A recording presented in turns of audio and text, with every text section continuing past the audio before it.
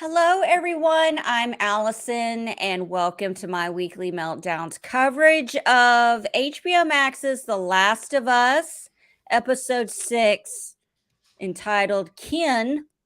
There's a lot of kin going on. Tyler, I'm just curious, did you have to Google the word kin? Doesn't it mean like brotherhood or family or something like It that? means family. Okay. So I knew that at least. You can Yeah, get on me about okay. my song, or like pop culture. Honey, kin is not pulp culture. I know, but that's what I was saying. Like, you can get on me for that, but at least I know the words that I need to know for this podcast. Okay. But man, Allison, this was I like. I'm gonna let you take the wheel, but I think this is the best episode by far of I almost said The Walking Dead, of The Last of Us so far. Oh, gotta take a shot of something. I've been told people are getting really drunk watching this show. Oh boy. From me talking. Also, so happy that we are live publicly because apparently last week we accidentally had the video listed as like private or unlisted or something like that. Or people just aren't watching. But big whoop, what's new? Well, we do have Rory here. Rory's with us, here. so, Hello, yeah. Rory. So at least we have one person. We have Rory. That's all that matters. Rory, I'll Yes. send you the link. Come on in with us. Seriously. This was an amazing episode. Tyler, eggplants are purple. Purple. I'm going to go with purple too. I don't Yeah. say eggplant. Yeah. Eggplant is like a very specific shade of purple, right? Like it's almost like a bluish purple, if you know what I mean. Like more, I guess, violet, right? I don't know. It's like avocado or green. It's green. Yeah. Why do we have Yeah. to put a spin on everything? And Rory, I see you in there, and give me 2 seconds. And Tyler, say something. Phil, No, I'll send him. I'll send him the link. You go sending for it? Okay, Yeah. Rory, he's sending it to you. You come on if you want to. Guys, I took 10 pages of notes, but don't worry, I got something to do tonight, so it ain't gonna be a whole hour and a half. Allison's 10 pages of notes. That's all I'm gonna say. I'll say that now. Knock on wood. Okay. So, yes, amazing episode. Pedro Pascal has raised the bar. The acting in this episode, it's an insult to call it acting. I've said it. I say it every week. Start taking a shot to that.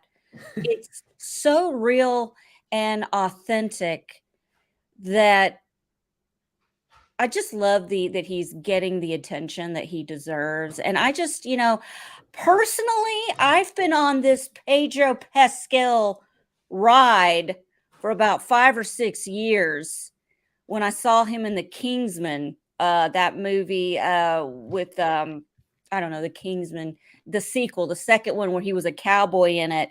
And he lassoed me in. And you can't call yourself a diehard, dedicated Pedro Pascal fan until you have sat through not 1, not 2, but 3 seasons of Narcos on Netflix, which is 98% Spanish, and you have to read the whole thing. I don't speak Spanish. I can't speak English. So, but that's dedication. Amen. That's I'm the real deal Holyfield right here. Okay. Just know that. All y'all jumping on my bandwagon. It's heavy and we're about to tilt.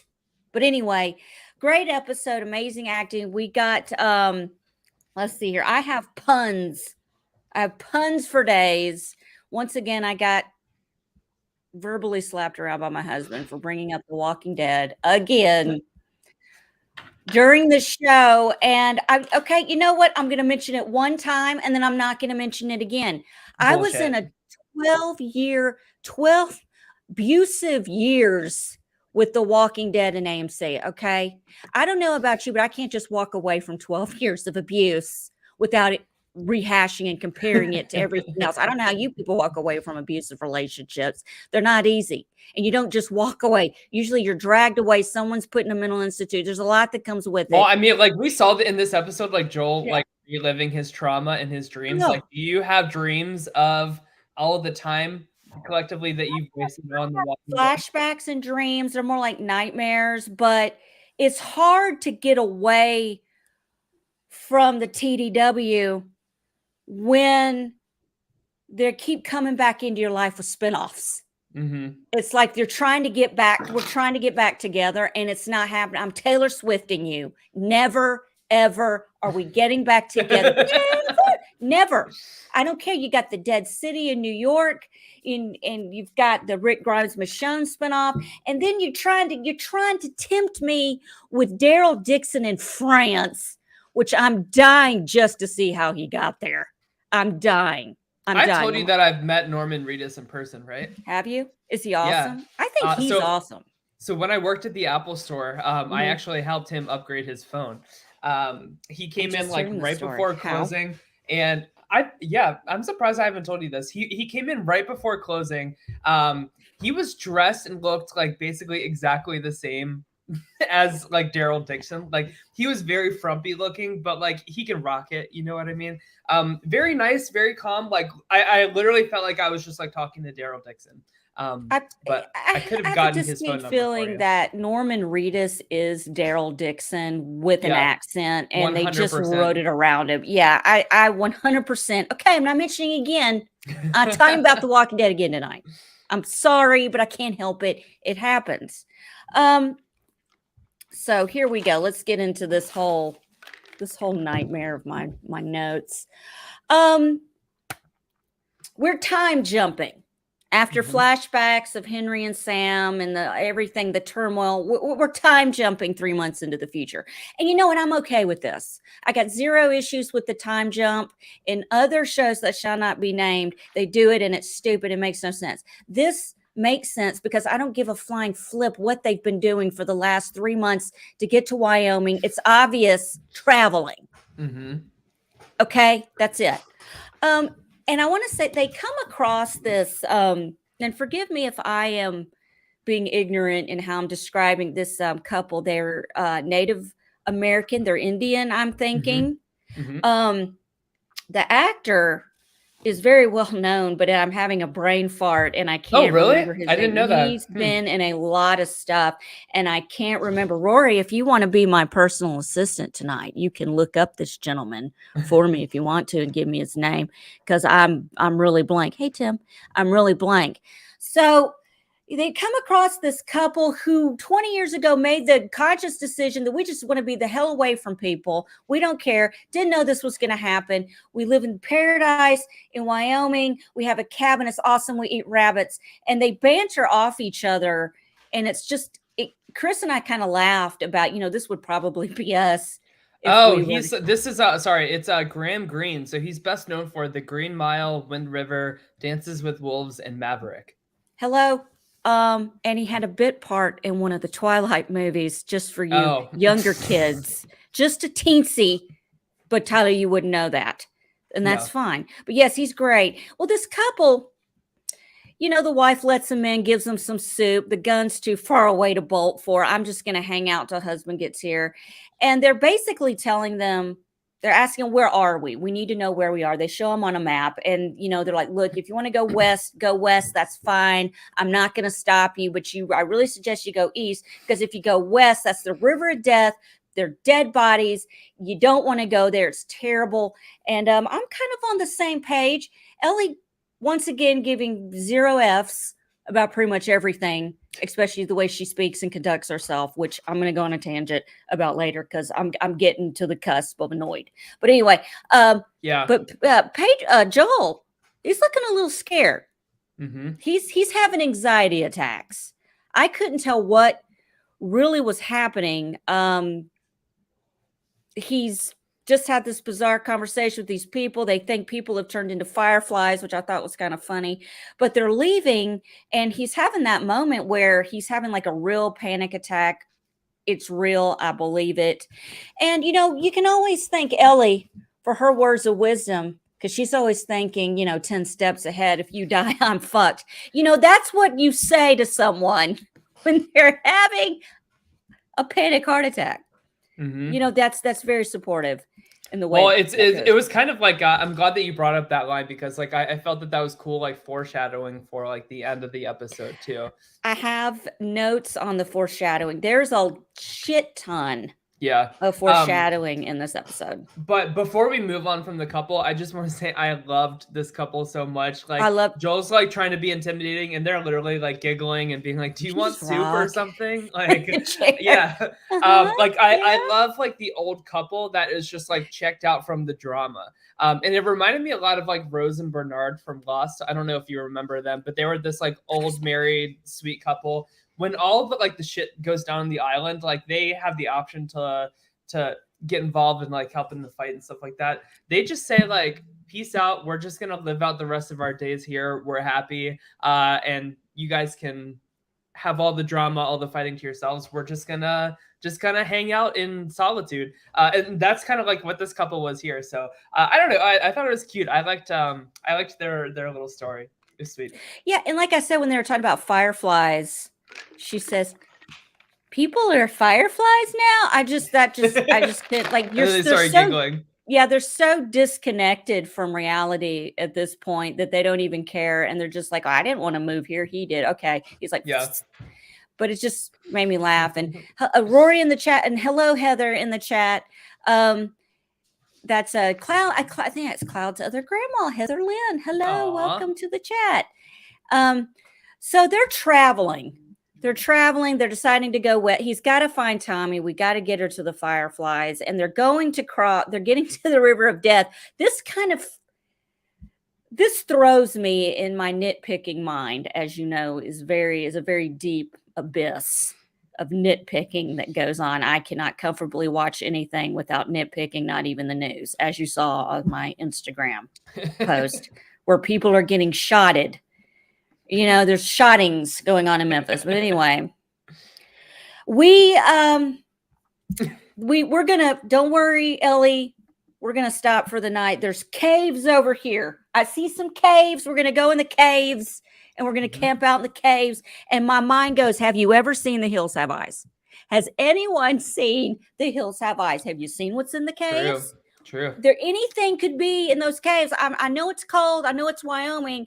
I'm not going in there unless you have packed a flare gun and we shoot it directly into that cave and nothing comes out but the sound of the flare gun. That's it. But they do end up sleeping in the cave, and they have a really cool kind of conversation that I really, really liked. Ellie is, of course, obsessed with the stars and the sky and space, and it comes out that she is obsessed with Sally Ride. And if everything went back to normal, which she doesn't know what normal is, but if everything went back to normal, she would, I guess, study, you know, be an astronaut, whatever they call that studying of astronomy. Being an astronaut, astronomy, I don't know. But astrologist. You know, it is astrologist. There you go. See, you're good for you. Look at you, you know, a little something.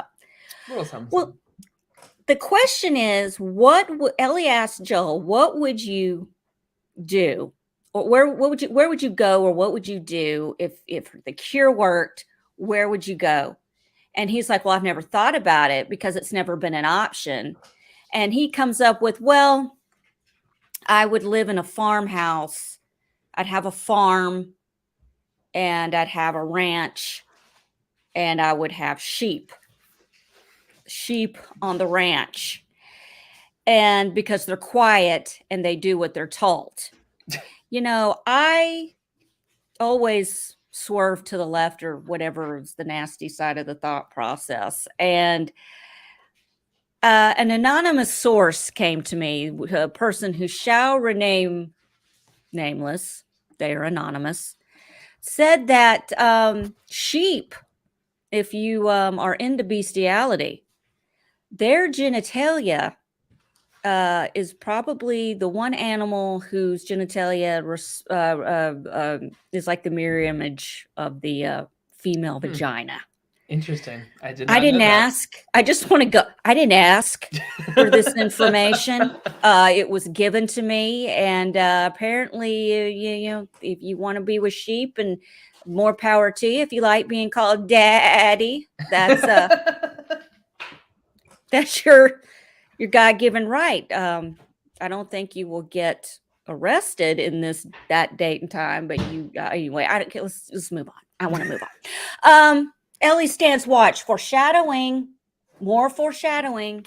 He's having his stress-induced nightmares. He's talking to himself. He's stressed out. Man, I don't know what's going to happen. And she's like, look, you fell asleep again. I'll watch. What is he supposed to stay up for 48 hours straight and watch her? Dude, she can pull some weight. There's nothing wrong with a kid standing watch. Obviously, she's not a normal 14-year-old. She's shot at people. She's killed people, been bit twice, is immune. She can stand watch. It's no biggie. Let her do it. You need to sleep. Obviously, you're about to stroke out on us, Joel. I'm scared. I'm really worried. I'm more scared than she is because I don't know what I'm going to do without Pedro Pascal on this show. Pedro, I'm fucked if you leave. Okay? I'm done. Like Ellie said, we're in the same. I think she meant to say, if you're dead, the ratings are fucked. Yes. I don't know what's going to happen, but I've had people spit spoilers at me, not on purpose, but whatever. So yeah, there's a lot of foreshadowing here with her taking care of business, and they make it to the River of Death. They cross the bridge. They're in the woods. Well, they see a dam. She's like, oh, that makes electricity. And he's like, yeah. And she's looking at him to explain. He goes, don't even get me. I don't fucking know. And I'm like, that would be my answer. Because I can't take any more of her questions about this day and age. It's like, are we there yet? Are we there yet? Are we there yet? It's the equivalent. Ellie asking questions is the equivalent of are we there yet? Okay. This could be PTSD shit for him. He might not want to talk about. True. But anyway. Okay. So anyway, they're in the woods, and what do you do when you're in the woods and you don't want to attract raiders and people that want to rape and pillage? You shoot your rifle into the air. I thought that too. I was like, what is he doing? I'm going to scare him off. I'm going to scurry him with my shotgun because, there's no way they have any worse weapons. So I'm going to do that, and then we're just going to talk loud and converse and not really pay attention to what's going on. But anyway, it's totally fine. They make it. Let's see. What do I have on here? They make it, and they are confronted by a group of people on horseback who proceed to bring out a Doberman. What kind of dog is that? Does it matter? It's a beautiful dog. Is it a I think it's a German Shepherd. It's a German Shepherd. Yeah. Beautiful dogs. Which is like the main dogs that they use for like police training and stuff like that. So I actually like that they had because I feel like it answered one of the questions, like, is Ellie still infected? Like, does the infection like live within her and she's fine, or has it like totally cleared from her body and she has like the antibodies now? So like that's what I got out of that scene, was that like the dog like smelled like no infection on Ellie, like she is like clean, quote unquote. That's what I kind of think. Yeah, because they've got this dog and they're like, listen, we're only going to help you or listen to you before you even open your mouth telling us your sob story. We're getting the dog out. He's sniffing you. And if he doesn't, he lets us signals us, he's going to rip you apart and you're done. Joel, this is one of the first incidences that Joel references later in the episode about being terrified and scared and doing nothing. And the dog goes up to him, obviously nothing. In the this has got to be the longest 30 seconds of my life outside of when I lost my virginity, watching him freak out and the dog go up to Ellie. And he's just like frozen in his pants. And he looks over and find, the dog's all over her playing. And I'm with you, Tyler. My mind went to, she is infected. She has the virus, but I think she has a unique strand with her blood that is like a barrier, like a cover of some kind. But then again, it doesn't work with the ear thing. But then again, animals are, the animal would know. I trust the dog. I trust the dog first before technology at this point.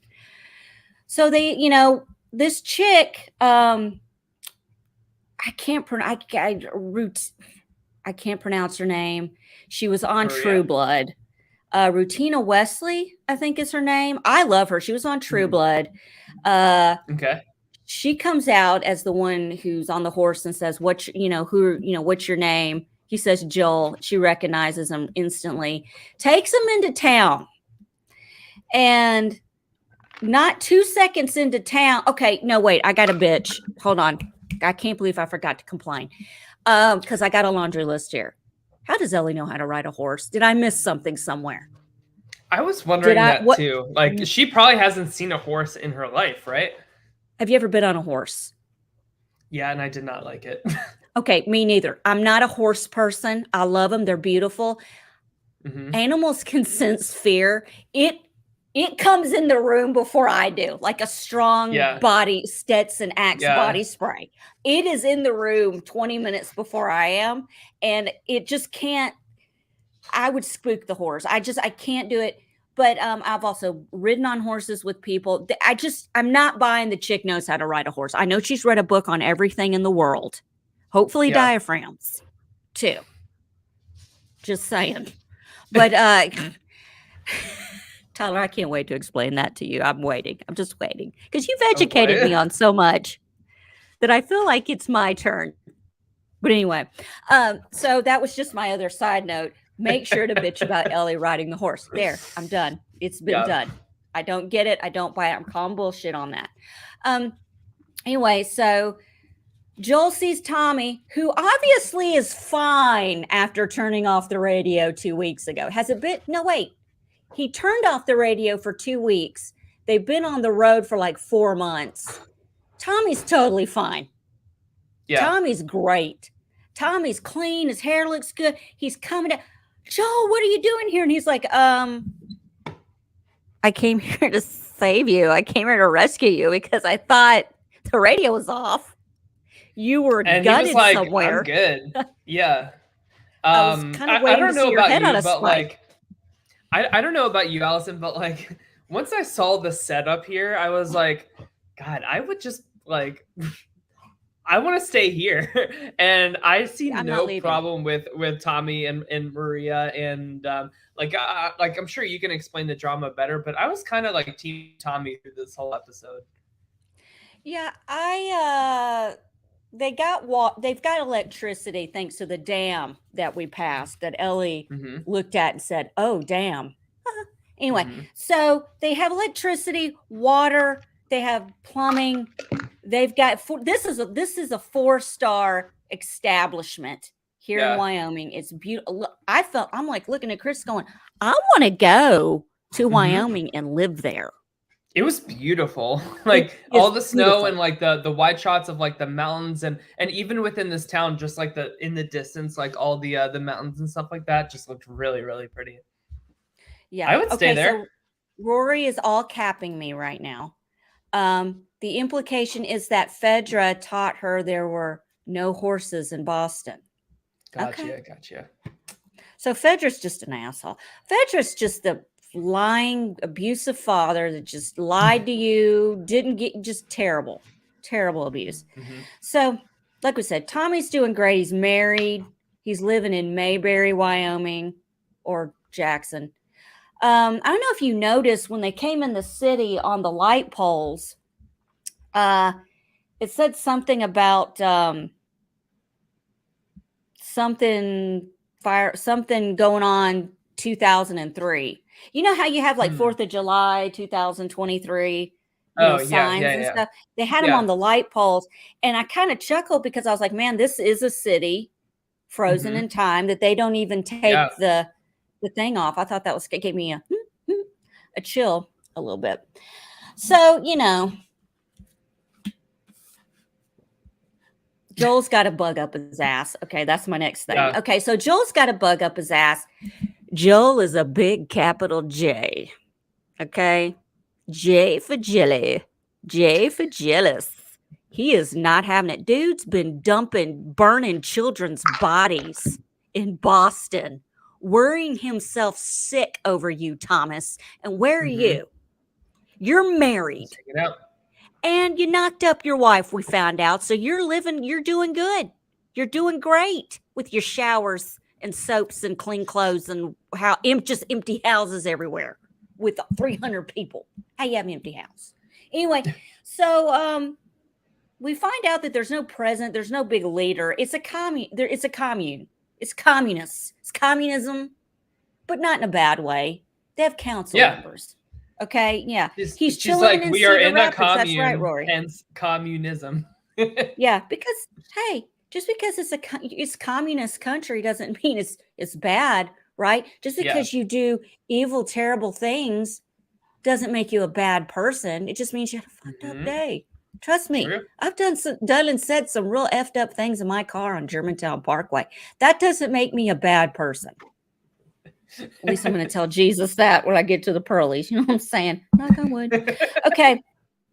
So this whole thing, I'm sorry, guys. I'm all over the place. Joel and Tommy catch up while Maria takes Ellie to take a shower and get a haircut. You cannot come into Jackson, Wyoming with split ends. What are you thinking coming in with that hair? God dang it. I'm pissed. I'm like, that's all she can think about? Anyway, but the funny thing that gets me is like, there just happens to be a house right across the street that no one has been in 20 years, but everything's clean. It's spot. There's no dust. There's nothing. There just happens to be an empty 14-year-old girl's bedroom. No big whoop. It happens. And a diaphragm, an empty diaphragm. I'm kind of spacing out here. They decide to give her clean clothes, everything, and it's a diaphragm, right? Yeah. Okay. Tyler, do you want to know how this works, or do you want to just go for it? Phone a friend. How are you feeling? Rory's like, no way. Go for it. All you. Rory? We're in this together. I'll see you in the chat. Okay, so I'm not going to go into too explicit details because I kind of feel like I've crossed that boundary with the sheep fucking. So a diaphragm is I've never personally used one. Okay, I've never done that. You stick it in the vaginas and it blocks and catches. Right? Okay, so it's a female condom, right? Yeah. Okay, basically. Yeah, okay, that's what I thought. Why are you giving this to her? She's 14. She's not, and I'm really picking up really hardcore that she's not into dick. Am I wrong here? Okay, I'm sorry. I'm not trying to be offensive, but I really don't feel like she's into guys. I don't know why, but something strong deep down inside of me is screaming lesbian. And that's okay. And I'm here for it. I get it. I love it. But yeah, that's probably why she finds it funny. I don't know. But while this is going on, we find out Maria had a son that died, and we find out about, what's her name? Ellie finds out about Sarah. She says, she didn't know, but this makes sense. This makes a lot of sense. I wonder if he was this pent up with his own daughter. I mean, shit. I mean, that's what I mean. What kind of dad were you? I mean, were you this stick up your ass with Sarah? Shit. But no, it does make a lot of sense as why he's closed off and all the things that he's got going on. And also, Maria is voicing opinions to Ellie, and Ellie's not having it. Maria's like, listen, they did a lot of bad things, but you have to understand that, Tommy was following Joel, and Ellie's like, well, that doesn't make him a better person. Right. They both did it. I don't care who you're following. If you're doing it too, listen, if I'm following Tyler walking in New York City and he steps in dog shit and then I step in dog shit, we're both equally dragging dog crap everywhere. And just because I'm following it doesn't make me any more innocent. You know what I'm saying? But good for Ellie for being good for Ellie though for being so headstrong and not being able to be like influenced by somebody that is cutting her hair, giving her a fresh shower and clothes and like the best meal she's ever had, right? Like I feel like Maria like gets to work on trying to like convert Ellie to like want to live in the commune and stuff like that. And Ellie is just so like she's so loyal to Joel. Yeah. which is why like the end of the episode is like that last scene between them in the room is so heartbreaking, because like she at this point, Ellie is like all in on Joel. She is not resisting like listening to like what he has to say, like keeping her safe and stuff like that. And so I felt like this was a good test for her. And I was just proud that how like independent she was. Like she was not able to be manipulated by Maria whatsoever. And this made me, and listen, I'm all about that loyalty to Joel Mhm. because, like I said at the beginning of the show, I've been loyal to Pedro Pascal for many years, and I sat through all 3 seasons of Narcos and read it because it was 98% Spanish. And again, I don't speak Spanish. So I get it. There is a dedication, and it made me a little excited for next week's episode because we get backstory of everything, and that also kind of verified some deep feelings that I have about Ellie's, liking girls, and I'm here for it. I love it. So if Maria is trying to convince Ellie to stay and schwooze her, she's not going about it the right way by kind of putting a dark cloud over her kind of surrogate father, basically what he is at this point. Yeah. And, you can't, Tommy did the same thing. I don't care if he's falling or not. Are you afraid he's going to fall back into stuff?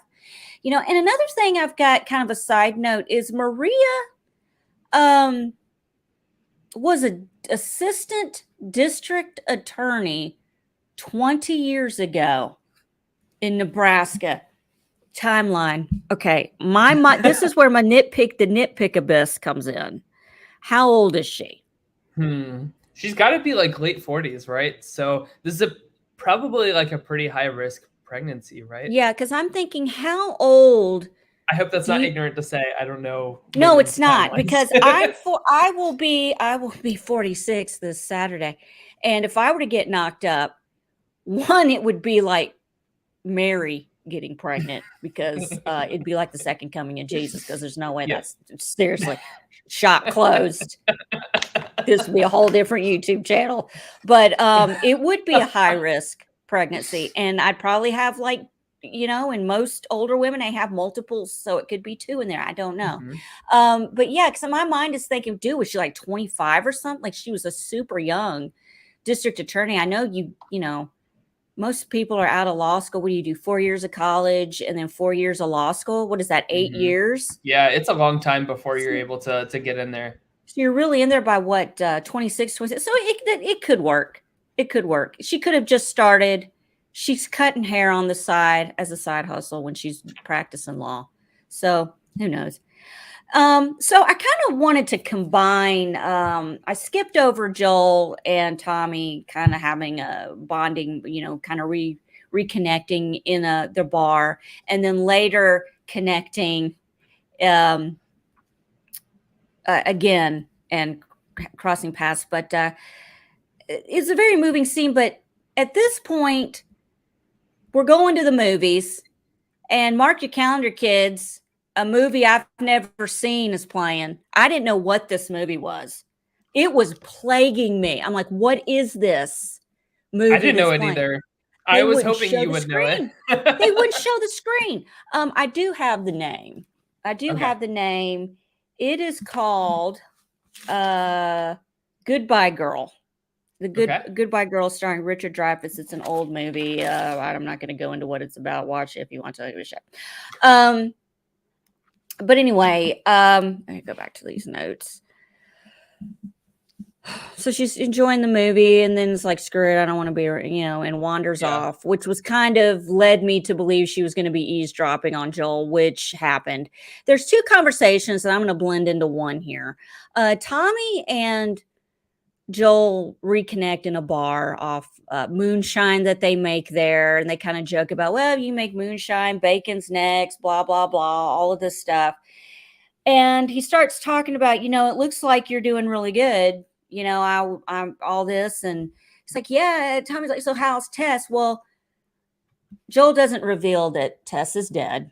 He's kind of holding his cards close to the chest. Close. Yeah. He lies and says that he's taking Ellie to find her parents. And he's being paid to do it.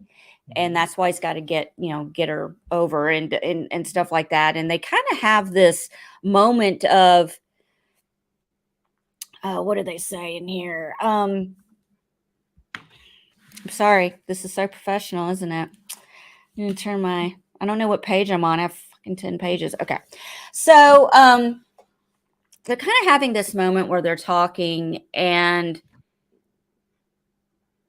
Tommy makes it like Joel is still, his life has stopped. And Tommy's like, look, dude, your life stopped. That doesn't mean mine had to. There's this tension in the air. He can totally tell and smell it and taste it.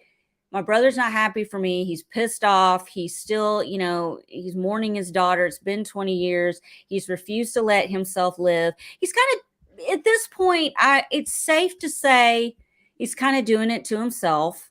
Yeah. I hate to say that, but you have a choice. There's always a way out.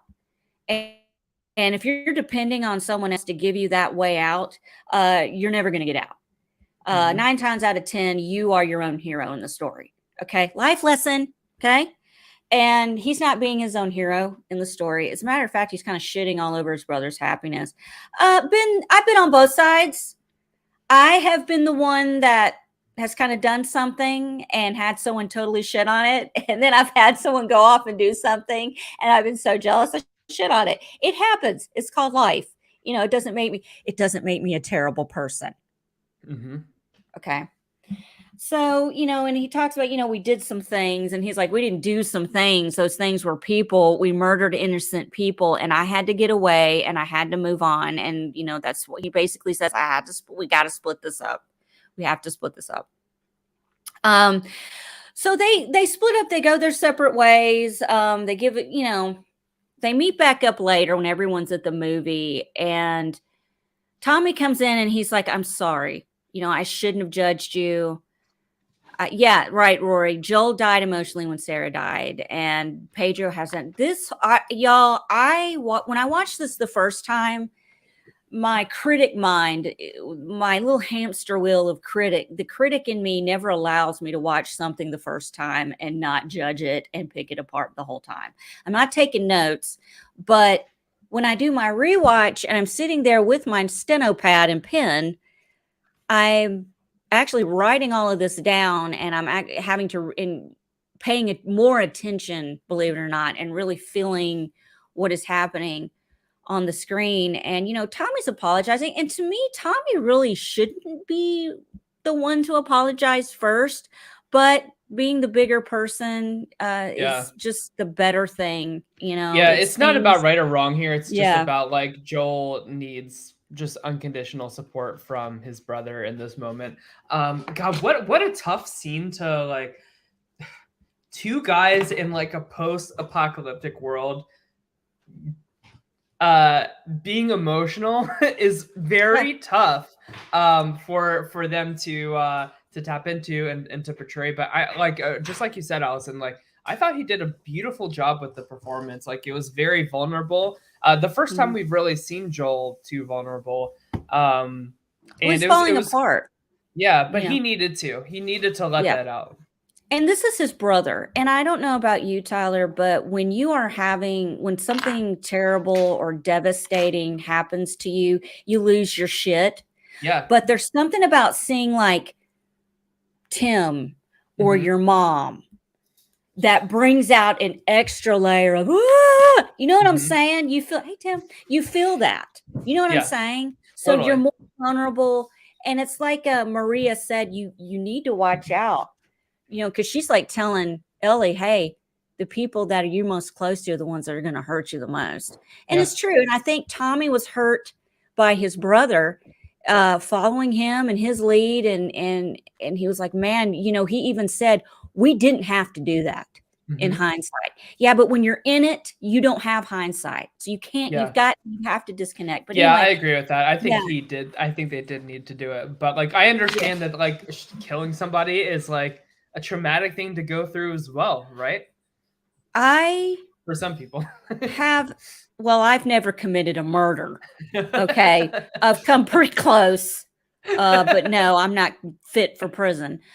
Trust me, I wouldn't make it. But I get really upset when animals are hurt or killed or Yeah. anything. Like, I have zero issue stepping on a spider, but I get really upset if somebody just steps on a grasshopper. You know, like Yeah. I can't imagine having to go through. But then again, when you're on autopilot, you, like I said, you don't know what, hey, big brother talk.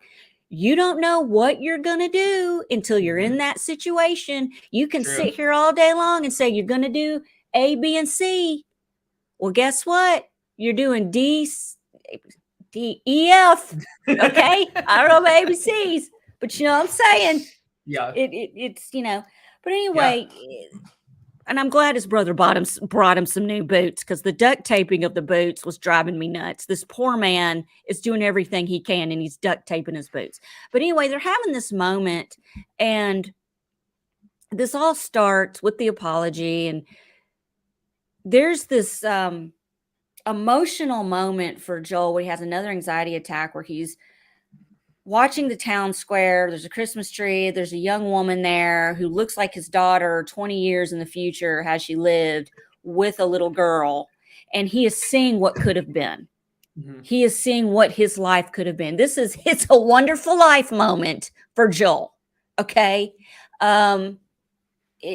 This is what my life could have been. And it's gut wrenching, because this isn't a wonderful life. Mm-hmm. There isn't an angel on a bridge that's stopping you from jumping. Okay, you jumped. This is what's going on. And and I just want to say, for personal reasons, I felt that moment deeply. Losing a child, it's just terrible. And it's just Pedro Pascal, again, in that 2 minutes, amazing.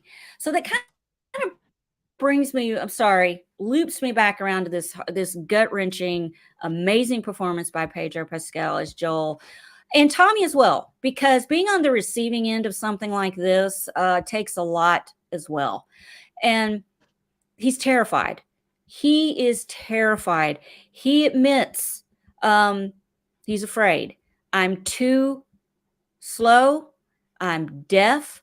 I have stood there not once, but twice, and did nothing when something could have happened to Ellie.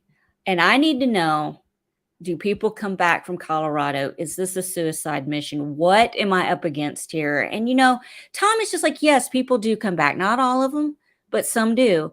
And if you make it there, you know, you make it and you can come back, you know. And that's when the kind of shift changes, and he tells him the truth about Tess. He tells him the truth about Ellie, that she's immune, that he's even witnessed her getting bit, and she has not changed. And her blood is the cure. And like he said, I'm too deaf. I'm slow. I'm about to stroke out. I've frozen in fear twice. I'm dying in my sleep. I'm having nightmares. I'm failing. I'm failing in my sleep. I am failing in life. He delivers this, and I felt that, Tyler. Yeah. I felt that. Anytime you've been, I'm sure every parent goes through that feeling at some point in their lives. And you don't have to be a parent. You can be in the deepest, darkest hour of your life and feel these words. Everyone has felt this. And everyone's depth in this moment is their own to carry. You know, I'm not going to judge mine's better than anybody else's, but you own that. That's yours, and it's special. And there is nothing wrong. I just want to throw this out here for mental health reasons. I'm a very big advocate for crying. Just letting it out. Getting it off your chest. Cry, you know, you're not weak. You're not a failure. You're not a pussy. You're not any of these demeaning things that people call you. Crying about someone or something means it meant something to you, that moment and that person. And it's better to have feelings than none at all. That's a good way to put that. Yeah. there are people in this world who were raised to believe you don't have it. You're not depressed. You're just bored. I'm going to sign you up for a bunch of sporting activities. I'm going to make you an overachiever in school and sports because you know what? That's going to cure your depression, especially when you're not getting straight A's and you want to kill yourself over a B minus, because that always does the trick. You know, it's a whole generation of people that were raised. And I bring this up because Joel fits in that category in this timeline, because he's like 35 in 2003. And this is a group of people who, that whole generation, even kids in my generation, have experienced the same thing. Rory says, can unfortunately argue that emotionally dying is why Joel is still alive, which is always the beautiful irony across any and all apocalypse shows. Yeah, I agree. And Rory, don't wait for a apocalypse to express your feelings. Is a shortcut to a long discussion, and I apologize, I'm going over. Don't wait for something terrible and drastic that cannot be fixed to come out and talk to someone. Do it. You got to do it. And I just want to say that Joel coming to his brother and admitting this to him, to me, I think the second time I watched it, I was a train wreck. No, I wasn't a train wreck. Allison was a dumpster fire. Okay. And it was rank. Okay. I had some snot. Okay. Pickaboo boogers. It was bad. I'm surprised I'm even for the show. It was that bad. But he basically is not really begging, but kind of doing the puppy dog eyes, you know. Take her. I'm going to get her killed. I'm going to get her killed. You're younger. You're faster. I know it's a lot to ask. You're going to be a father. Because we've already crossed this bridge in the bar. And he's like, no, I can't do it. I'm going to be a father. But now that we have come clean and been honest, which you should always do in the first place, because it's going to come out later. God, just tell the truth. Another life lesson. Just tell the truth. Shit. Because you're lying on top of a lie. It's never ending. It's a vicious cycle. Stop it. But anyway, so the truth comes out, and Tommy's like, okay, I'll do it. You know, it takes a minute, but please do it. And Joel's like, okay, thank you, but please don't tell anyone she's immune. You know, just leave that out. Yeah. I can't imagine what Tommy went home and told Maria. I wish we had seen that. You know, yeah, Joel's kind of, he's having anxiety. He can't take her to Colorado. He's having anxiety and he can't take her to really? Yeah, I want to be a fly on the wall in that conversation. But anyway, so we get into some more deep shit. Boy, this episode just really if it didn't get you in the I kind of figured they would end the show with them like leaving the commune, right? Like I like as soon as they went to the next scene, I was like, I had my remote and I like pressed pause and I was like, wait, like how many more minutes are left in this episode? I saw we have like 15. When you're watching this show, do you like pause 15 times to see how much time is left?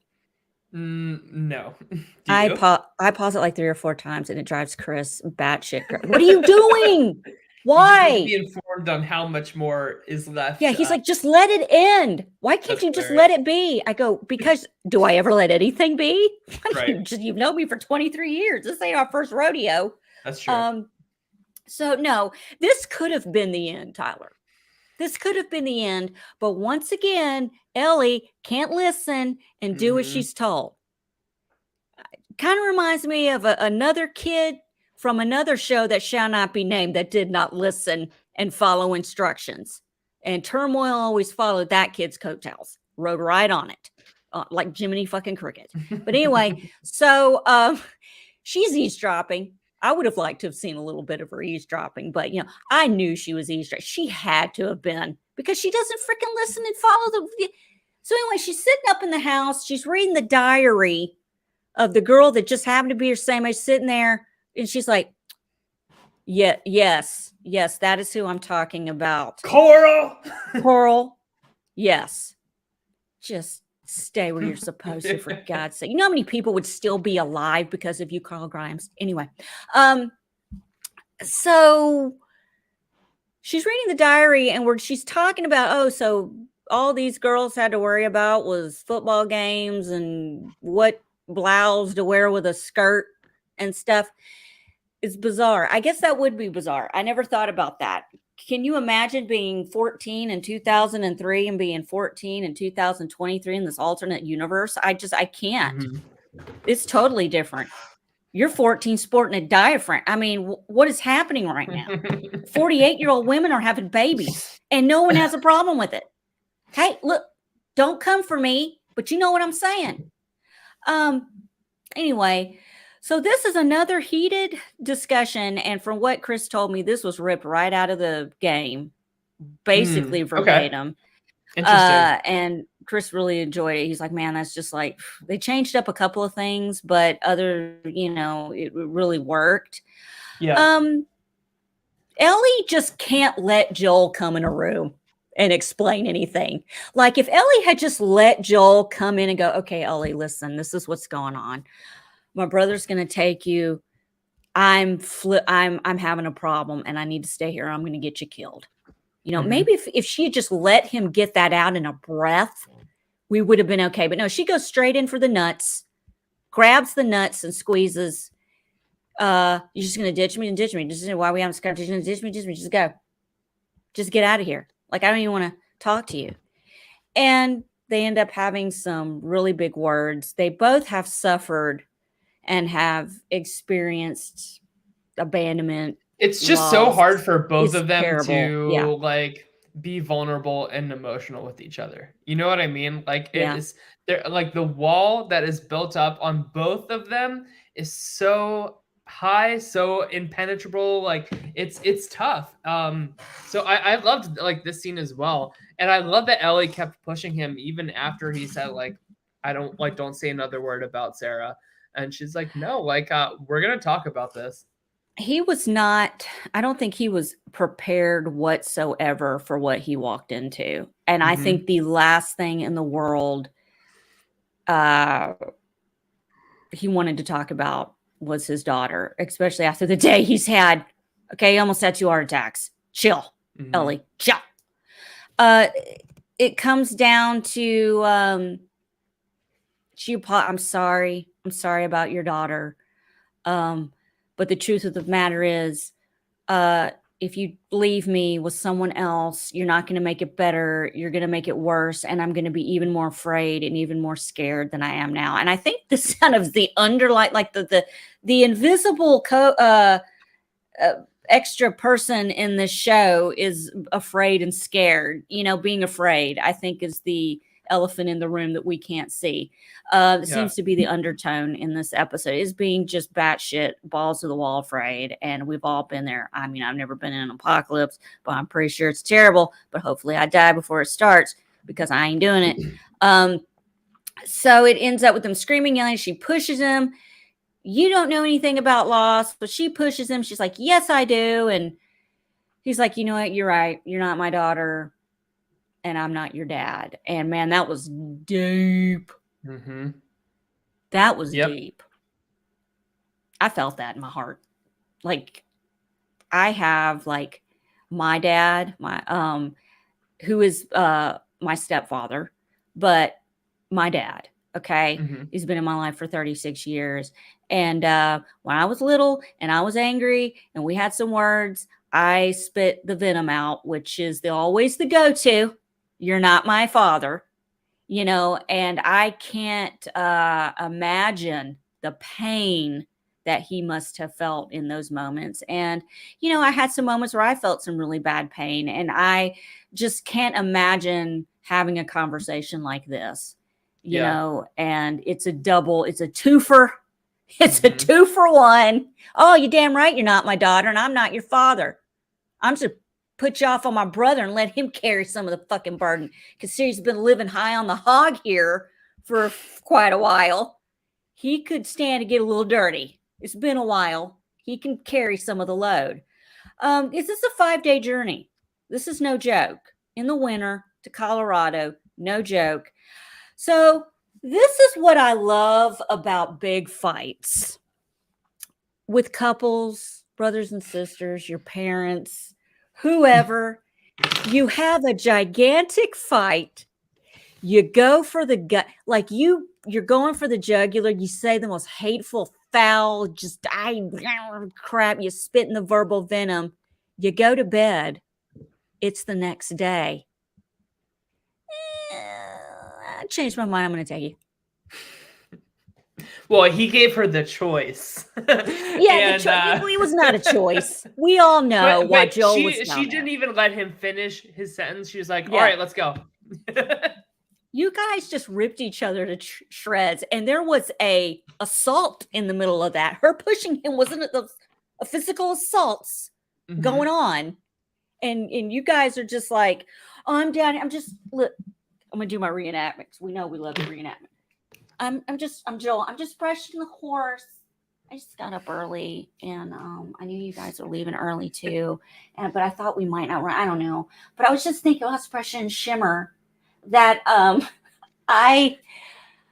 just I know I can't. I'm deaf and I'm slow and I'm old as fuck and I'm having heart attacks. And I'm gonna probably get you killed along. I'm gonna say, fuck, let's just go. Let's just bring it in. We're gonna hunt. Let's go. Let's do this.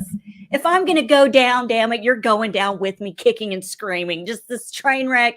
We're off the rails. Let's go. But I love that they know each other so well already that like they know the subtext there. Like, and they don't even have to really say it. You know what I mean? Which is kind of like what like the same for like family when you have like a big fight like that, I guess. Like you don't have to like spell it all out because like the foundation is there and you know that like that's not like the end all be all. You know what I mean? That is real shit. That is real relationships. That is Good real writing. love and caring. I'm going to tell you why.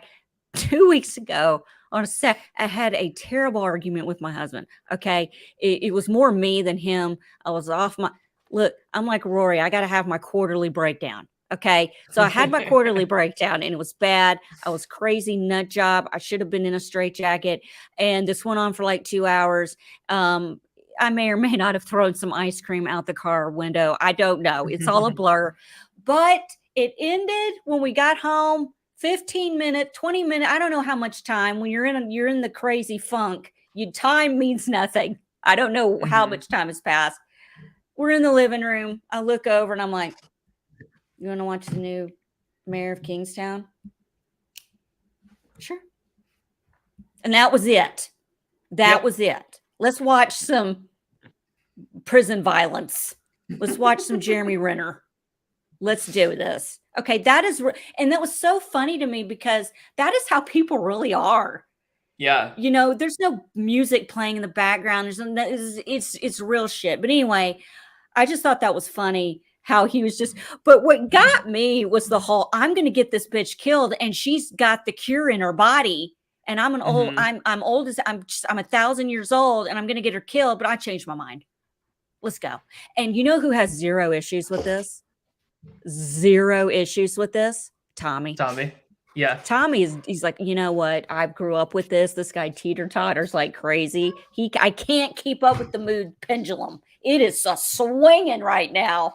And I need some Dramamine. I'm gonna puke. I gotta get off. So he's like, fine. Yeah, go ahead. Take it. But we're gonna let you have one horse. We're not gonna let you have two. Why only one? Why did they give him the one horse? Can you please, Tyler, help me out here? I guess they need bonding time, Ellie and Joel, right? Maybe that's it. Maybe less mouths to feed, I guess. That's probably it, right? I don't know. No, that makes no sense. They should have had two horses. I don't know. They've had enough alone time that people are giving her diaphragms that they got the wrong impression. Give them two horses. I don't give her Shimmer the pony. Yeah, either way, I ain't staying with Joel. That's what Tommy said. Yes, Rory, absolutely. So, but in this conversation, you know, when this is going on, you know, Joel does say, I'm coming back here. Like he does want to come back. He wants to be in this community. He's dedicated. He's bought into it. Yeah, I'm going to come back. And I kind of like that. They leave. They get on the one horse. That horse, I tell you what, I hate it when two people ride on one horse. Unless it's absolutely necessary, I feel sorry for the horse. And Chris just went off laughing at me last night. He's like, Allison, that's what a horse is for. Look how strong they are in their backs, dude. He's like, they can take 2 people. I'm like, I think it's animal cruelty. He's like, okay, just don't ever leave. He's like, don't go to a stable. Don't go anywhere they have horses. You're going to freak out. And I'm like, well, do I leave the house? No. People are lucky I got on a plane to go to New York. You have no idea. So they are on their, that is like, that's Guinness book, me going to New York. So they're on the 5-day journey.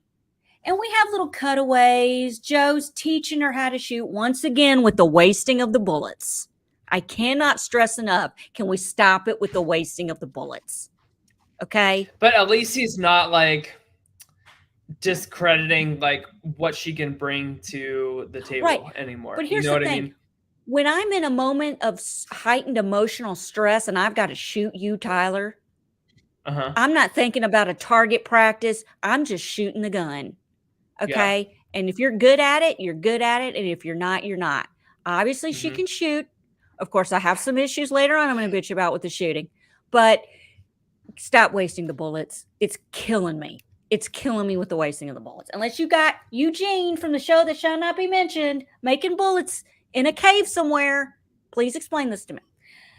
Okay, so he's teaching her about football, telling her about how the world was and how he was a contractor. He built houses. And everybody loves contractors. It is so cool to be a contractor. I'm going to tell you right now, until you have to you see how much you owe in taxes, tell me how cool it is to be a contractor. Then, Tyler, you're a contractor. You pay taxes. Oh yeah, I actually just figured out how much I owe for taxes like 2 or 3 days ago, and it is not a fun part of the job. Let me ask you something. Does it just ball your ass up when people are talking about, I'm seeing how much I got to get my taxes done. I see how much I got to pay in taxes. You don't pay taxes if they take taxes out. You're getting reimbursed. You're getting money back. Don't sit there and tell me I got to see how much money. You don't owe $10,000 at the end of the year. Right. But being a contractor is cool. I would watch Joel and Tommy build a house. I would watch them sport wood. So, they're talking about just totally over your head into the wall. Boy, it hit hard. Is there a dent? You didn't get my joke. Wait, I missed it. Tim was bringing me dinner. I missed that. Once again, not paying attention. I said I would watch. It's not even. I said I would watch them be contractors. I said I'd watch Tommy and Pedro sport wood. Anyway, no, it's too late. No, don't give me a pity laugh. Like I said, it went right over my head and hit the wall. It's done. Or your head. See, that makes more sense. Okay, so yes, thank you, Rory. You got it. We should start a campaign for Joel and Tommy for HGTV. I'm game. Let's do it. I love that. Have to be no shirts. Okay, and he needs to wear the jeans he wore in Narcos all 3 seasons. Well, if that's going to happen, like if that's going to happen, it can't be like in the middle of winter in the snow in wherever the hell they are. Washington. Yeah, we're not building in the winter. We're not building in the winter. Only in the summer. So anyway, let's get back on task here because we're going over an hour. Like I said, we wouldn't do, but we're almost to the end. I promise. This is my last page. Well, no, I have one more page of fun facts. But anyway, we make it to the University of Colorado. Ellie has never seen. I would say this is a college town from the looks of it, where they are. Yeah, definitely. And Joel's kind of explaining what it is and all this stuff. And then Joel kind of was like, hey, I want to revisit that conversation that we had about what we would do. I get another guess, right? Like I can tell you something. She's like, yeah. He's like, well, when I was a kid, I wanted to be a singer. And I don't know why I thought that was so funny, because I wanted to be a singer too. Like I totally expected to be the next Debbie Gibson. I really did. And boy, did those I wish she started singing though. Like I was with Ellie. I'm like, all right, show us a tune. This guy can sing. Pedro he can carry a tune. I'm not going to lie. I didn't know that.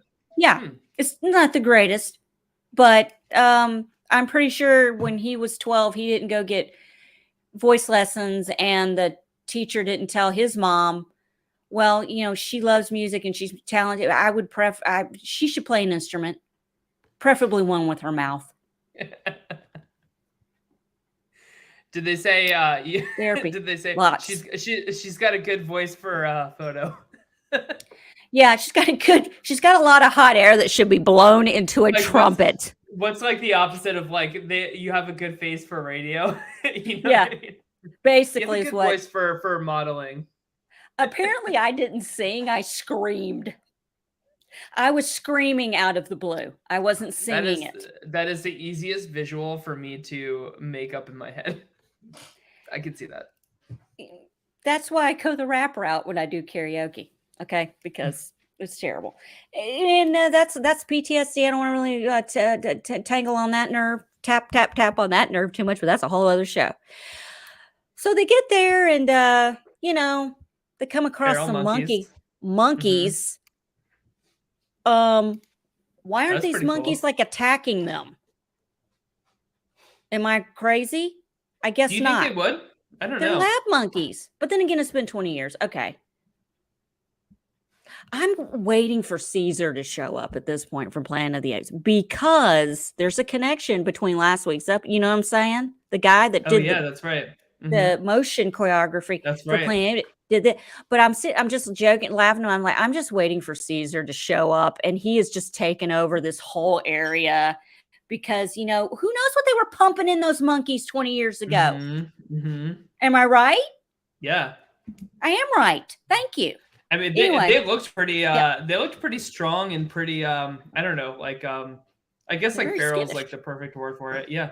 Yeah, they were skittish. They make it in there and they find they see the sign for the fireflies, which is in the biomedical building. So they make it to the biomedical building. It's abandoned. And we know this because Joel finds a packing list and looks at it. A packing list is something you make when you're abandoning a building. When you're leaving. I wrote that down too. I was like, do we really need to explain that? A packing list. It's what they make when they're about to leave somewhere. I'm like, yeah, no shit, Sherlock. I'm like, Ellie's going to be an astronomist when this shit is over. And you're explaining to her what a packing list is? Good God. How about get a clue? Do I need to explain what that is? Oh, yeah. I'm so glad that you said that because that's exactly what was going through my head in that moment. I think I paused. I did pause it, and we both looked at each other, and I go, "Did he just explain what a packing list is?" And it's like, yeah. I was like, okay, and I pressed play. I mean, that's the gist of the conversation that Chris and I had during the whole. God, we should just film Chris and I watching this show. I would love that. We come up with some crazy shit. We just laugh because Chris, he knows a lot about artillery. He knows a lot about rifles and gun. Like he's very skilled. He's a responsible. Oh no, I'm not touching on her, but he's a responsible gun owner. Okay. He's licensed. Everything he has is legal. And he's very, does not like it when people who have no right to get their hands on stuff cause trouble. You know what I'm saying? Because he's responsible and does the right thing. And it just kills him when he sees Joel shooting a rifle in the forest to see if anyone's around, to get him to flush him out. And he's like, no, they'd be shooting at you to flush you out, kind of stuff like that. But anyway, yeah, they're gone. Pretty much everyone's gone. I don't know what gave that away. Nobody's there except the monkeys. I kind of expected zombies to be there, but then I started thinking like, are zombies like not able to live in the cold because it's like a parasite that has to be in like about temperatures that are above like 96 degrees or whatever. Like there were no zombies in this episode. No like spores or like the spore vine thingies and like any of the abandoned buildings and stuff. So I wondered like maybe somebody in the chat with like more like video game knowledge can say like, yes, like the zombies can exist in the cold. But I was thinking like, are they safe here? You don't need someone with video game expertise to answer this question. Oh boy. The Walking Dead, yes, I said it, but it's almost over. This was a nerve that was tapped on a lot. This was a subject that a lot of us had to come to our own conclusion about, because not one episode of The Walking Dead took place in the winter. It was always the summer and the spring and early fall. I think they had a couple of flashbacks in the winter, but it was like a minute or two and it was nothing. They never showed them, but they talked about it. They said it's easier to move around in the winter because they are frozen. They are out there, they freeze, and then they thaw. But because they don't starve to death, they're the walking, they're the living dead. So they would just freeze and not move because they're out there in the elements, and it would get just really cold. And that's the answer to your question. They're not out because it's too cold.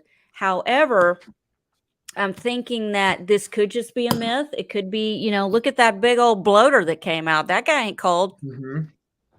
He's not, he don't need a jacket. He's not freezing. But that was just something that, you know, I thought about, and I didn't even think to bring it up, but I'm glad that you did bring it up. But yeah, they're gone. The people are gone. I think the clickers and whatnots are, what is Owl City? What is Owl City? They had a one-hit wonder called Fireflies in like the mid-2000s. Oh, I thought that was like a Resident Evil. I'm sure you know that song. It's like, you would not believe your eyes of 10 million fireflies. No? I never want to hear that again. Okay. You're welcome. You're welcome for that. No, that's my contribution. Because now I'm not going to. Yes, I know it, and I'm not going to be able to get it out of my head now. Thank you. It's a good song. Cute music video. How do these people make money and do more? I can't. Oh, that's all their show. Maybe because they don't list their videos as private. That's true. I don't know. You know what? I take full blame because I know how I did that, but I'm not going to get into it. It just happens from time to time. Okay. Well, I just got an email saying that we got like a lot of downloads for our podcast for last week. So at least people are listening to us. Yeah. At least they're hearing what we're saying. Thank you. I appreciate that on so many levels.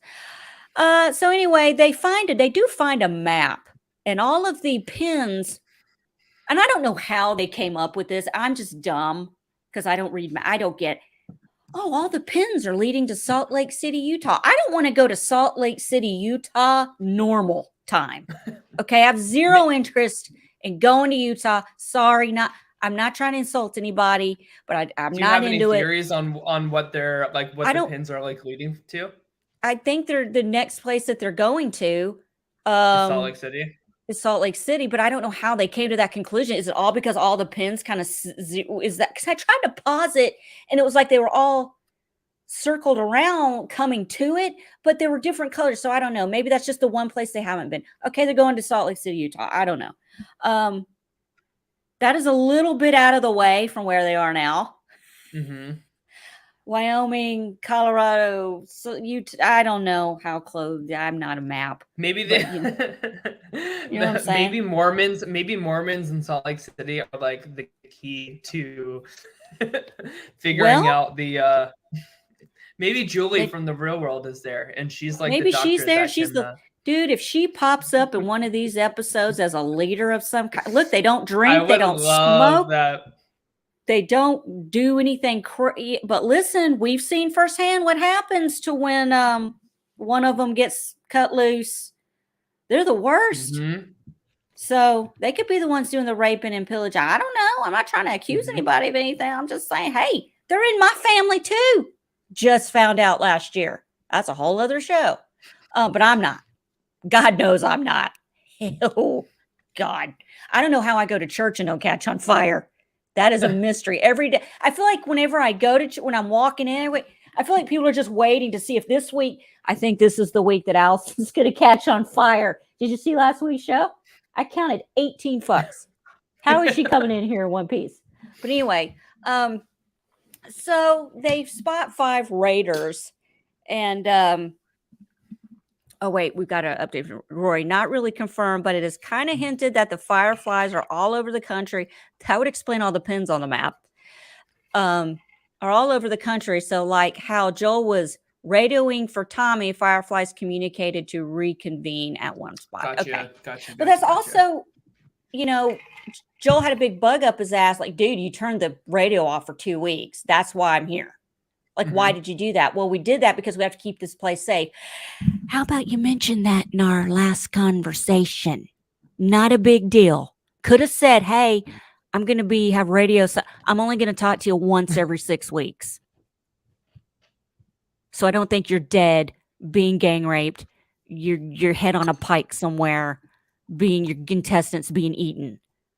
Do you think? It's called a little common courtesy. It's not hard to do. Can you imagine how this whole thing would have mapped out if you had just said that? Anyway, this would be a whole other show.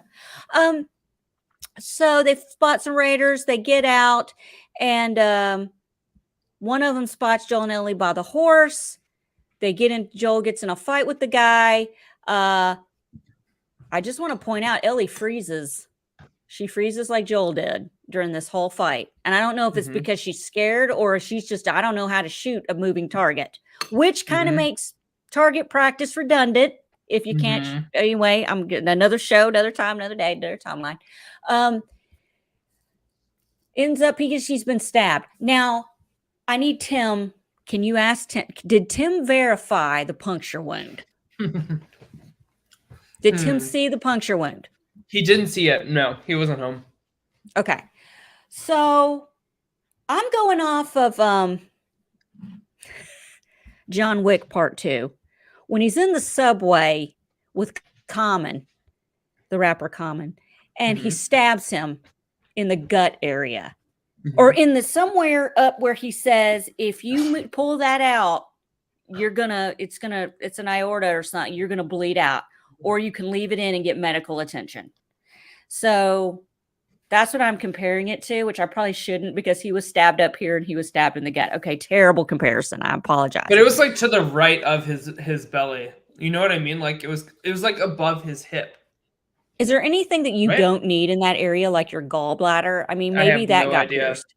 But he got. I've always basically, to make a long story short, too late. You don't pull out the weapon. You leave it in, is what I've been taught. You just run until you can't run anymore, get to safety, get to where you can, and then worry about it. Don't pull it out there. I don't know. Maybe you're in the moment. Yeah, I don't know what I would do. I'd probably pull it out too. Because how you going to jump on the horse with that hanging out of you? Have a baseball bat in your gut. But anyway, they get on the horse. The other 4 raiders show up. Ellie turns around, just starts shooting that little gun at her. Stormtrooper gun skull. It worked though because like they didn't have guns. Like these were very clearly just like thugs. Yeah. You know what I mean? Like just low life like guys. Yeah, they didn't have anything. They weren't a threat. They didn't follow them. But yeah, the gun. I think the gun definitely. It didn't matter if she hit him or not. It scared him, and I think that was more of a scare tactic on her end. But she didn't want him followed. They didn't come in a car. What are they going to chase him on foot? For a horse goes. That's why there's a car named a Mustang. Okay? That's how fast a horse goes. You ain't catching that sucker on foot. Yeah, the frat boys, Fivers. Thank you, Rory, for that. Were they Tuscan, the Raiders? No, but they were definitely boy bands. I mean, frat boy or boy band survivors. Who knows? But anyway, they get on the horse. They ride off, and they come to these train tracks. And Joe, bless his heart, is wobbling and falls off the horse. And he's not dead.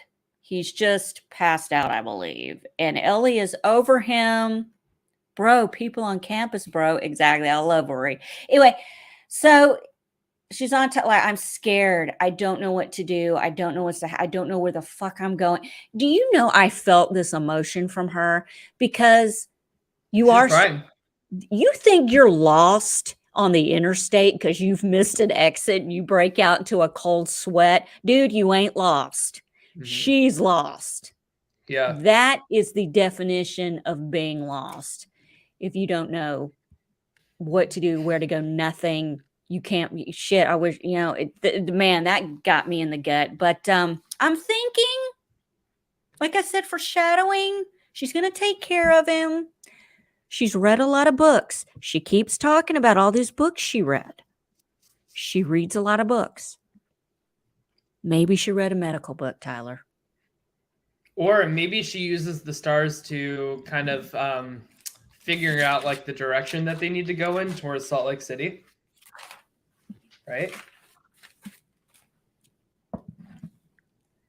I want you to just think about what you just said while I talk. I don't know. No, she's not This is my channeling contribution the to the Milky show. Way and whatever cosmic god. No, like she the can the North Star, or like looking at the sun, like east versus west, like sunrise, sunset. Like that's what I mean.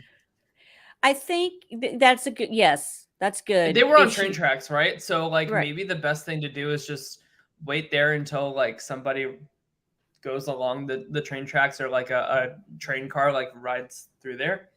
I don't know. Look, there's a good on walk ahead. Look, there's an abandoned train that they made sure that we saw when they were going on the tracks. Okay.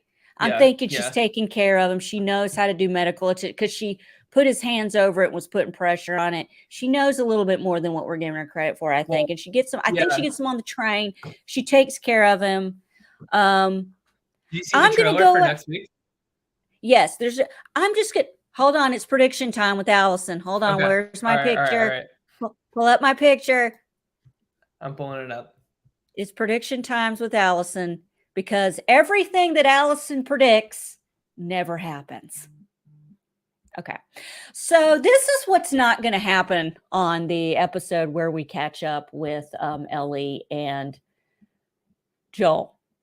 I'm just going to leave this up during this segment. Yeah, just because I'm thinking that the brother is going to, he's going to put some people, they're going to go look for him, because he's like, man, I don't feel right. I think he's going to come to a sense of, you know what? I think I should go see what's going on. Just go after him, kind of play clean. So I'm thinking that they're going to go after him and kind of feel it out and find him, or somebody finds, maybe the firefighters find, like somebody finds him. I don't know. I'm not saying Ellie's incapable of doing anything. Well, we know other outside is shutting up. I think she can do something. And I think it's going to be her time to shine. She's really going to show him I can take care of business. And that's always a good thing. That's a really trust. And I love that. And I'm just saying, I think Tommy's going to come. But then again, I'm wrong. Well, because that was going to be my next question for you, was like, do you think that we'll see Tommy and Maria again? Do you think so? Oh, definitely. I think we're going to see them again. I don't know if it's not going to be next week, because the next week's episode, we get some of Ellie's backstory. Mm-hmm. We get to see her in the academy, in the school. I'm excited for that. Chris's theory. Chris is like you, Todd. He doesn't pay attention. This is what kills me. We just finished watching the preview for next week's episode. Just finished it. And Chris goes, I can see that already. And I go, see what? What do you see? And he goes, well, they get back to, he's not dead. They get back to Jackson, Wyoming, and she starts going to school and all this stuff. And she makes a friend and all that. And I'm like, and they go to the mall? They go to the mall. How the fuck? And they're trading. So Jackson's pumping out Fedra officers, is what I said. He goes, what are you talking about? I go, dude, it's her backstory. Because they're training her to be an officer. She and her friends sneak out and go to a mall. There ain't no mall in Wyoming around there. Did you catch that that actress is Rue's sister in Euphoria? Yes. And she's a really good actress in that show. So I'm excited to see like her role in the next episode and how that goes.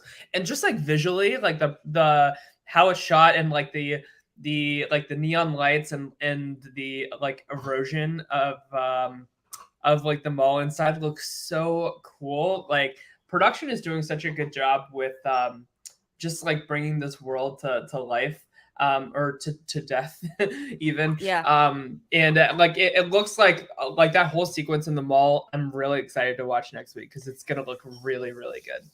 And I think full of action too. They're making us wait 2 weeks to find out what happened to Joel. And I'm not buying it. I'm not buying it for a second.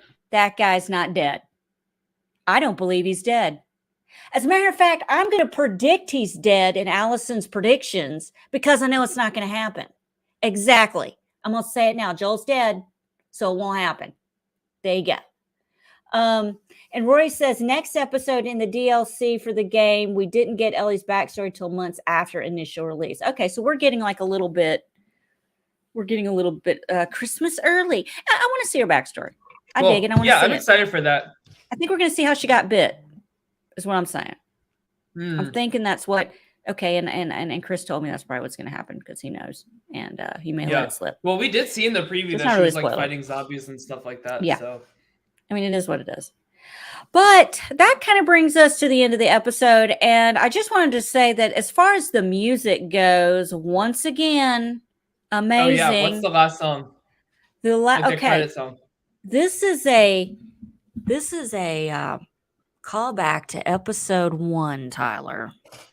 Okay. The closing song in episode 1 was an 80s song, which meant trouble in Bill and Frank's code of song. And that song was Depeche Mode's Never Let Me Down Again. An amazing song. God, Depeche Mode is so good. Anyway, great song.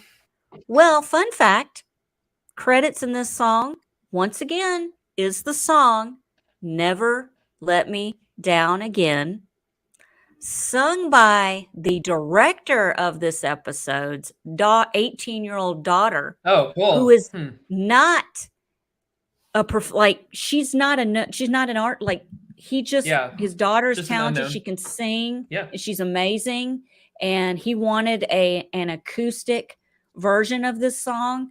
And he had his daughter do it. And I think it's amazing. I'm just going to, would it have been if Joel sang that though? You know what I mean? If Joel sings that song, I'm done. That would be a bridge too far for me. I'm going to tell you something though. I think that if something ever happens to Joel, and I don't know, if something bad happens to him, he's going to sing. He's going to sing to Ellie. And we're going to have a flashback of her asking him to sing. I feel like I don't know why, I was like, man, I just feel like something bad. There's something going on here and I can't put my finger on it. He's going to break out into song. This is actually just a musical in the making. What song should he sing? I have it picked out already. Eye of the Tiger. God, smart ass. I'm going to go with Crowded House, Don't Dream It's Over.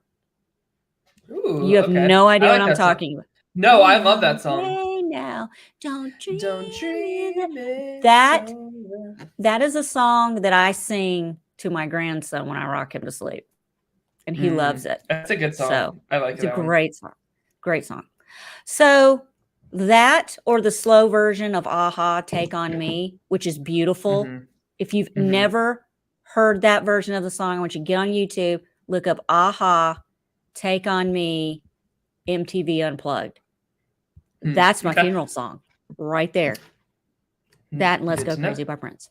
Anyway, so guys, that brings us to the end of the show. I'm sorry, hour and a half. I'll do better. But that's it. Thank you, Rory in the chat and Heather in the chat for coming out and hanging out with us tonight. Are we going to be back next week or is it going to be 2 weeks? Because you are going out of town. So that's up to you. If you want to do the show with Rory next week and then I'll pick up for episode 8, we could do that, or we can just wait to do episode 7 and 8 together. Totally up to you. And Rory and whoever else you would want to invite. So either way, I'm okay either way. I'm gonna have to make a thumbnail. Oh no, I will make the thumbnail. Don't you worry. You go ahead. I will be in Seoul, South Korea, and I will still prioritize making a thumbnail for my weekly meltdown. Rory and I will mull it over, or I'll put a feeler out and see if he can't do something. We'll see. I could do it myself. Who knows? I could have a whole conversation with myself about this show. I can have Chris on. Chris just doesn't like being on camera. I would love to listen to that. Oh, He wouldn't know what to talk about a show with 2 teenage girls running around in a mall. He would be just clueless. But anyway, guys, thank you so much. That'd probably be a perfect show for him. Thank you so much for tuning in. Please subscribe to My Weekly Meltdown on YouTube. You become a patron. www.patreon.com/myweeklymeltdown. We will put in a request. I am still looking, and if Rory still wants, if you're dedicated, Yellow Jackets season 2 on Showtime, March 28th. Is anybody there? Hello, Yellow Jackets starts March 26th on Showtime, season 2. I'm telling you, it's a great show. There's not a lot of shows about it. I want to break ground here. I'm the person you want to do a show like that with. I'm telling you, I'm going to psych. I know everything. I know too much. Please subscribe. Be a fan. Follow us. It'll be fun. Yes. We'll be back tomorrow night at what time tomorrow night? I need to ask you that just to make sure that you know the right time. I think it's 7/6 Central. I think I got this across the stream. Yeah. So yes, okay. So if you didn't catch it yesterday, Stefan and I did a fantasy all-star draft for Big Brother Canada, and we had so much fun with that. And I actually posted on Twitter. I ran the season through a brain steal and posted like each week's results on Twitter. So if you want to see how that season plays out, it's a pretty good season. So but no, I had such a great time drafting that season with him, and everything made me really excited for Big Brother Canada. But tomorrow we are drafting for Survivor 44. So you, me, and Beth will be back for that. I still haven't looked at the bios yet or anything, so I will probably do my research tonight and tomorrow before the show and everything. But you are the rating draft queen, having picked Gabler last. He wasn't my number one pick, but he was in there. He was nobody's number one pick. So and Kevin wasn't anybody's pick for Big Brother Canada either. So we I guess maybe my strategy will be pick people that I would never ever pick. Pick them first because they are more likely to win one of these shows at this point. I'm telling you, you will go cross-eyed reading these bios, and you'll lose your mind watching these videos. I go down, and I'm going to tell you, I read the hobbies and the pet peeve. I skip the whole big part, and I go straight for the jugular, the dumb shit. What's my pet peeve? Who, what's the most your pet peeve? What are you? The most shocking thing besides me. Oh God, honey, there's not a. Do you want to wrap this up? Because I've got a. We'll talk about it tomorrow. We'll talk about it tomorrow. Yeah. So tomorrow night at 7/6 Central, we're doing our draft for Survivor 44. I've been reading up a little bit ahead of time. I'm not gonna lie. All right. Okay. I feel like a professional. You are pressure's on. You are the reigning draft queen. So it's true. We'll see. I don't want to give away my secrets though. I think I just gave away some secrets. I give you a little nibble, but it's not all I do. Okay. All right. You can't get spoilers on Survivor, so there's no way I can find out. I've tried. I can't find anything. So I'm doing it my way. Yeah. Pet peeves as a breakdown. Yep. Good idea. That's a good idea. Just my pet peeves. I can do it by myself. All right. One of Tyler's pet peeves is when it's time to wrap up the show and I just keep talking. When's he going to learn? Just end the show. Just end the show. Don't wait for me. Just hit end broadcast at any time. Once I have given out the promotion, told what shows are coming up, end the show. Oh, look, the one time, Tyler, we put that on a t-shirt for you because it never happens. Right? Oh, here we go. This is the latest draft. Oh, so you didn't pick Gabler last. Okay. He was a respectable 4th pick for you. Yeah. Yeah. God bless. God bless. All right. Well, everybody have a good rest of your night. We'll see you guys tomorrow. Can't wait. All right. It's over. Hey,